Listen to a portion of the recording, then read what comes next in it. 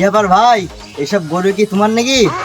না না, পাড়ার গরু আমি দেখাশোনা করছি। মিথ্যি কথা কেন বলছো? আমি পাড়ে খোঁজ দিয়ে আসলাম, এসব গরু তোমার? জানিস তো কি ঠাপাতে শুধাচ্ছিস। ঠিক আছে ভাই, আমার ভুলে গেছে। তো কোন গরু কি দাম বলো আমাকে একটু। এই গরুটার দাম 25,000 টাকা দাম আছে। এই গরুটা একবারে লম্বা চড়া আছে। আর এটা আছে তোমার কিনতে হলে 40,000 টাকা দাম আছে। এই গরুটা নিলে 15,000 টাকা দাম আছে। তোমার দিদি বোন নগদে যাও। কি ব্যাপার ভাই, গরুর দাম এত বেশি বেশি বলছো কেন?